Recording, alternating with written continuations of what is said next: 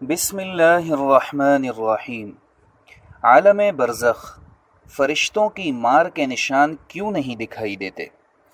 اب ہم ان آیات کا مطالعہ کرتے ہیں جو ان علماء کی طرف سے پیش کی جاتی ہیں کہ سورہ انفال اور سورہ محمد میں جو روح قبض کرتے وقت فرشتوں کے روح قبض کرنے کا بیان ہے، تو اس میں ہے کہ فرشتے مارتے بھی ہیں، لہٰذا یہ علماء عوام کو دھوکہ دیتے ہیں کہ ہمیں مار کے نشان کیوں نہیں دکھائی دیتے۔ فَكَيْفَ إِذَا تَوَفَّتْهُمُ الْمَلَائِكَةُ يَضْرِبُونَ وُجُوهَهُمْ وَأَدْبَارَهُمْ، اس وقت کافروں کی کیا کیفیت ہوگی جب فرشتے ان کی روح قبض کرتے ہوئے ان کے چہروں اور پیٹھوں پر مارتے ہیں۔ سورہ محمد آیت نمبر 27۔ اسی طرح وَلَوْ تَرَىٰ إِذْ يَتَوَفَّى الَّذِينَ كَفَرُوا الْمَلَائِكَةُ يَضْرِبُونَ وُجُوهَهُمْ وَأَدْبَارَهُمْ وَذُوقُوا عَذَابَ الْحَرِيقِ، کاش تم اس وقت کافروں کی حالت دیکھو جب فرشتے ان کی روح نکالتے ہیں اور ان کے منہوں اور پیٹھوں پر چوٹیں لگاتے ہیں اور کہتے ہیں کہ چکھو جلنے کا عذاب۔ سورۃ الانفال آیت نمبر 50۔ اپنی ہر کتاب میں دیوبندی اور اہل حدیث علماء نے بڑا شور مچایا ہے کہ کیوں نہیں دکھائی دیتے یہ نشان۔ ماسٹر جی کے مارے ہوئے کا نشان تو 3 دن تک رہتا ہے اور اسرائیل کی مار کا نشان۔ وضاحت: صرف اپنے جھوٹے عقیدے کو ثابت کرنے کے لیے یہ شور مچایا گیا ہے، ورنہ قرآن و حدیث میں کہیں بھی نہیں لکھا کہ ان کے مارنے سے نشان پڑ جاتے ہیں۔ جب لکھا ہی نہیں تو اسے بنیاد بنانا کیسا؟ ان سارے مفتیان و علماء سے سوال ہے کہ ان آیاتوں میں یہ کہاں لکھا ہے کہ قبض روح کے وقت فرشتوں کے مارنے سے نشان پڑ جاتے ہیں؟ آخر کیوں یہ جھوٹ گھڑتے ہیں اور اسے پھیلاتے ہیں؟ آمن الرسول بما انزل الیہ من ربہ والمؤمنون، ایمان لاتا ہے اللہ کا رسول اس پر جو کچھ اس کے رب کی طرف سے نازل کیا گیا ہے، اور مومن بھی۔ سورۃ البقرہ آیت نمبر 285۔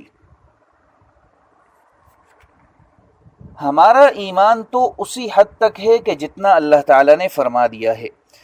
قرآن و حدیث میں قبض روح کے موقع کے لیے جب اس طرح کی کوئی بات ہی نہیں بیان کی گئی کہ اس سے نشان پڑ جاتے ہیں، تو محض اپنی عقل کو بنیاد بنا کر اس پر ایک خود ساختہ عقیدہ گھڑ لینا ایمان والوں کے شایان شان نہیں رہا۔ فرشتوں اور ان کی مار کا نہ دکھائی دینا، تو اس سے قبل پوسٹ میں اس بات کی وضاحت کر دی گئی کہ یہ غیب کا معاملہ ہے، برزخ کا نہیں۔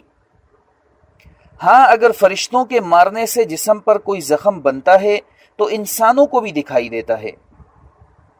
ملاحظہ فرمائیں یہ حدیث، ایک غزوہ کے موقع پر اللہ تعالیٰ نے مومنوں کی مدد کے لیے فرشتوں کو نازل فرمایا۔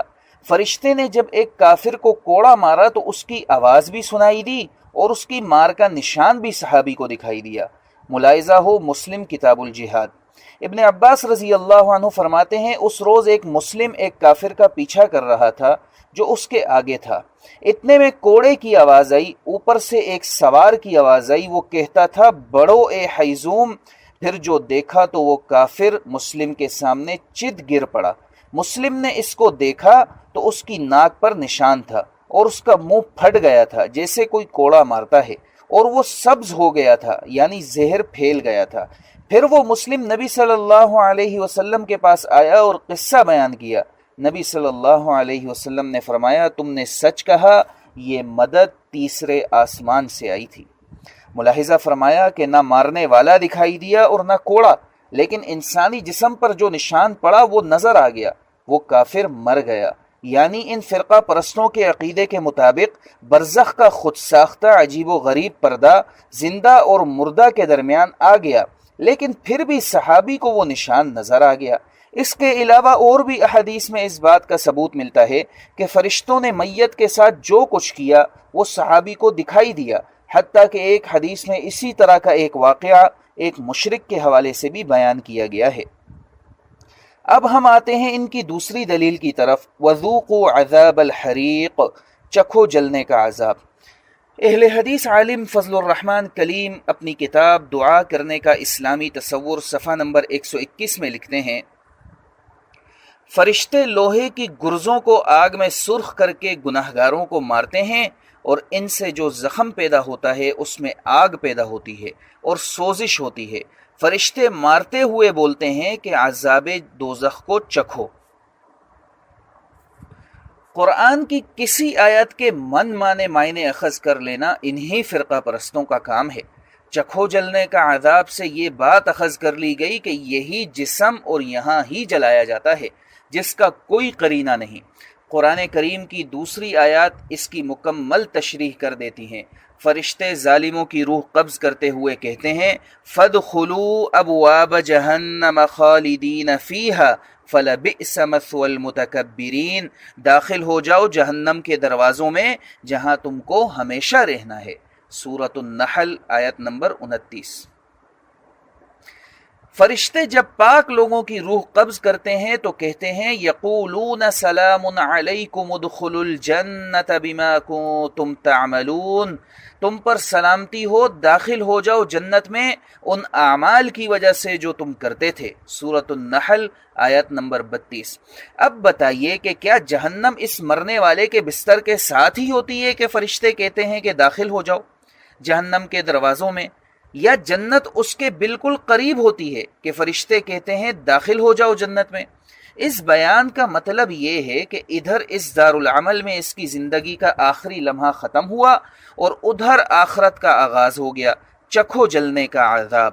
جہنم یعنی عالم برزخ میں دیے جانے والے عذاب کے لیے ہے، مرنے کے بعد کی جزا و سزا اس دنیا میں اور اس جسم کے ساتھ ملنے کا کوئی تصور قرآن و حدیث میں ملتا ہی نہیں، لہٰذا ان کی یہ دلیل بالکل بودی ہے۔ قرآن و حدیث اس طرح کی کوئی بات بیان نہیں کرتے۔ انشاءاللہ اگلی پوسٹ میں ہم ان فرقہ پرستوں کی برزخ کے بارے میں مزید گمراہیوں کا تذکرہ کریں گے۔